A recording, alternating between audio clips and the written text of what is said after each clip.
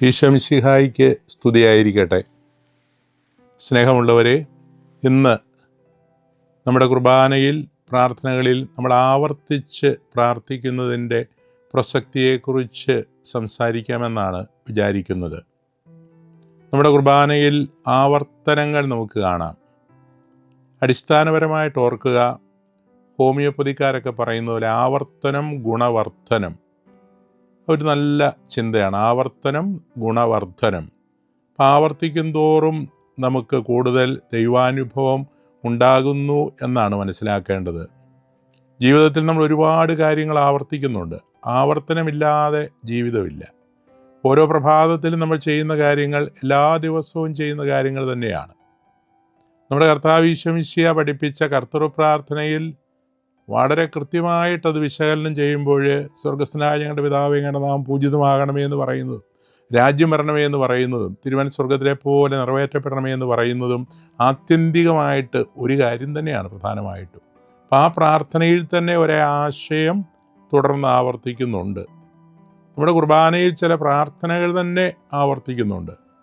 ഉദാഹരണത്തിന്, അത്യുന്നതങ്ങളിൽ ദൈവത്തിന് സ്തുതി 3 പ്രാവശ്യം ആവർത്തിക്കുകയാണ്. അങ്ങനെ ആവർത്തിക്കുമ്പോൾ വാസ്തവത്തിൽ തൃത്വത്തെ നമ്മൾ അനുസ്മരിക്കുകയാണ്. ഇതുമാത്രമൊന്ന് വിശകലനം ചെയ്യാം. അത്യുന്നതങ്ങളിൽ ദൈവത്തിന് സ്തുതി, തെശ്ബഹുത്ത ലാലാഹ ബമുറവുമേ.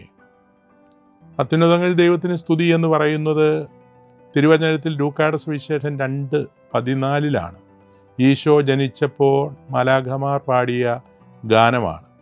ഓർക്കുക, തിരുജനനം സാധ്യമാകണമെങ്കിൽ തൃത്വത്തിലെ 3 ആളുകളും ഒരേ സ്വഭാവത്തിൽ ചിന്തിക്കണം.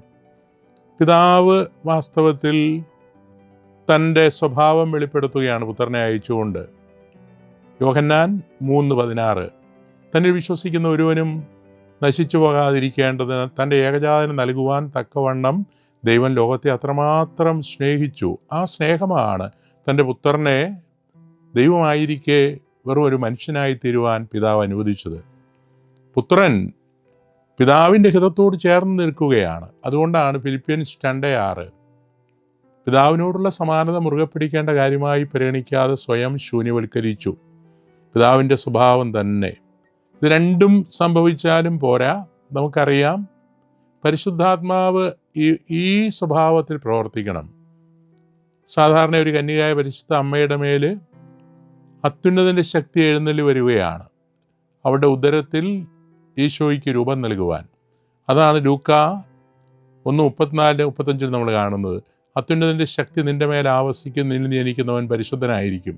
ചുരുക്കത്തിൽ, പിതാവിൻ്റെ സ്നേഹമോർത്ത് പിതാവിനെ സ്തുതിക്കുന്നു. പുത്രൻ്റെ ആ വലിയ ശൂന്യവൽക്കരണം ഓർത്ത് പുത്രനെ സ്തുതിക്കുന്നു, മഹത്വപ്പെടുത്തുന്നു. പരിശുദ്ധാത്മാവിൻ്റെ അമ്മയുടെ മേൽ ആവസിച്ചുള്ള അത്യുന്നതൻ്റെ ശക്തിയുടെ പ്രവർത്തനമോർത്ത് ആ പരിശുദ്ധാത്മാവിനെ സ്തുതിക്കുന്നു. നമ്മുടെ കുർബാനയുടെ ആരംഭത്തിൽ തന്നെ അങ്ങനെ തൃത്വത്തെ സ്തുതിക്കുകയാണ്. ഇനിയും മറ്റൊരാവർത്തന രീതിയുണ്ട്. ഒരു പ്രാർത്ഥന പല സ്ഥലങ്ങളിൽ ചൊല്ലിക്കൊണ്ട് കർത്തൃ പ്രാർത്ഥന 3 പ്രാവശ്യം നമ്മൾ ഉരുവിടുന്നുണ്ട്. ഒന്ന് കുർബാനയുടെ ആരംഭത്തിൽ, അത് ആമുഖ ശുശ്രൂഷയിലാണ്. നമ്മളെല്ലാവരും പലയിടങ്ങളിൽ നിന്ന് ദേവാലയത്തിലേക്ക് വരുന്നു. ആ വരുന്ന അവസരത്തിൽ നമ്മൾ തമ്മിലുള്ള ഐക്യം വാസ്തവത്തിൽ അത്ര ഒരുപക്ഷെ കൃത്യമായിരിക്കുകയില്ല. ഒരുമിച്ച് കർത്തൃ പ്രാർത്ഥന ചൊല്ലിക്കൊണ്ട് ഒരു സഭയുടെ ശുശ്രൂഷ ആരംഭിക്കുന്നത് മനോഹരമാണ്, പിതാക്കന്മാർ പഠിപ്പിച്ചിട്ടുണ്ട്. എന്നാൽ രണ്ടാമത് അനുരഞ്ജന ശുശ്രൂഷ കഴിയുമ്പോൾ, അനുരഞ്ജനപ്പെട്ടതിന് ശേഷം മക്കളെല്ലാവരും കൂടി അപ്പനെ വിളിച്ച് പ്രാർത്ഥിക്കുകയാണ്. നമ്മുടെ സാഹോദര്യം, കൂട്ടായ്മ പ്രകൃതിയോട്, നമ്മോട് തന്നെ, സഹോദരങ്ങളോട് അനുഭവിച്ചുകൊണ്ട് ചൊല്ലുമ്പോൾ അത് കുറച്ചുകൂടി ഹൃദ്യമാണ്. ഈശോയെ സ്വീകരിക്കുന്നതിന് ഒരുങ്ങിക്കൊണ്ട് ചെല്ലുകയാണ്. ഇനി മൂന്നാമതായിട്ട് ഈശോയെ സ്വീകരിച്ച് എല്ലാവരും ഈശോയിൽ ഒന്നായി തീർന്നതിന് ശേഷം മൂന്നാമത് ചെല്ലുകയാണ്. അപ്പം ഇങ്ങനെയുള്ള ആവർത്തനം ചില സന്ദർഭങ്ങൾ മനസ്സിലാക്കി ചൊല്ലുമ്പോൾ അത് ഹൃദയസ്പർശിയായിട്ട് തരികയാണ്. അതുപോലെ 3 പ്രാർത്ഥനാഭ്യർത്ഥന പ്രാർത്ഥനകൾ 3 അവസരത്തിലാണ്.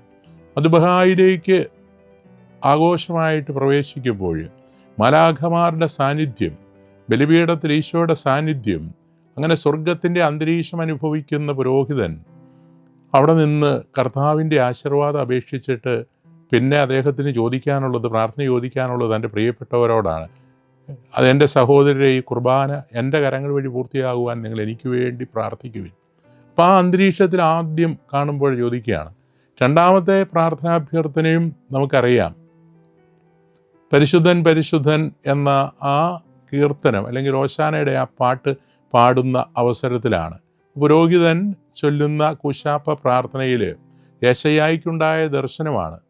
അവിടെ യെശയ്യ സ്വർഗം ആ അനുഭവം ഉണ്ടായപ്പോൾ ഞാൻ അശുദ്ധനാകുന്നു, അശുദ്ധമായ അതരങ്ങളുള്ളവരുടെ മധ്യയെ വസിക്കുകയും ചെയ്യുന്നു, ബലവാനും കർത്താവുമായ രാജാവിനെ എൻ്റെ നയനങ്ങൾ ദർശിച്ചിരിക്കുന്നു. തൻ്റെ അയോഗ്യത ധ്യാനിച്ചിട്ട് അവസാനം ഒരർത്ഥത്തിൽ ആ പോരായികയെ ഓർത്ത് ദുഃഖിച്ചിട്ട് പറയാൻ, കർത്താവെ ആശീർവദിക്കണമേ.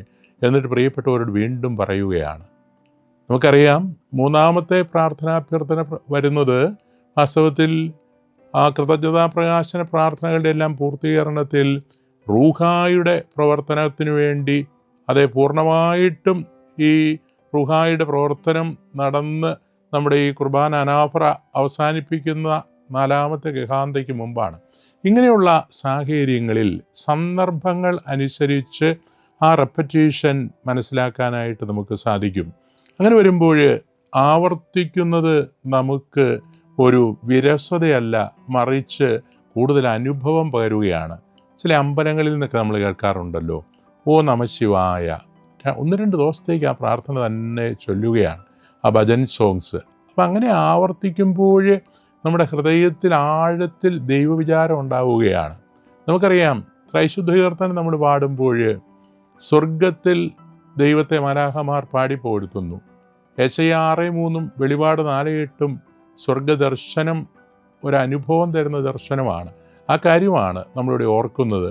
അപ്പോൾ ദൈവത്തിൻ്റെ പരിശുദ്ധിയിൽ നമ്മളും പങ്കുപറ്റുകയാണ്. നമുക്കറിയാം സ്വർഗത്തിൽ മാലാഖമാർ സ്വർഗീയാനന്ദം അനുഭവിക്കുന്നത് ഈ പരിശുദ്ധൻ എന്ന കീർത്തനം ഇടതടവില്ലാതെ ഇങ്ങനെ ആലപിച്ചുകൊണ്ടാണ്. അപ്പോൾ അങ്ങനെ നമ്മൾ ആവർത്തിക്കും തോറും നമുക്ക് സ്വർഗത്തിൻ്റെ ആനന്ദം അനുഭവിക്കാനായിട്ട് സാധിക്കും. അതുകൊണ്ട് തന്നെ ഈ ആവർത്തനം നമുക്കൊരു വിരസതയല്ല, മറിച്ച് ഹൃദ്യമായ സ്വർഗാനന്ദം, ദൈവാനുഭവം നമുക്ക് ഉണ്ടാവുകയാണ്. ഇങ്ങനെയാണ് നമ്മൾ ഈ ആവർത്തനത്തെ, പരിശുദ്ധ കുർബാനയിലുള്ള ആവർത്തനത്തെ വളരെ ഹൃദ്യമായിട്ട് മനസ്സിലാക്കേണ്ടത്. അവസാനിപ്പിക്കുകയാണ്. ഈശോ മിശിഹായ്ക്ക് സ്തുതിയായിരിക്കട്ടെ.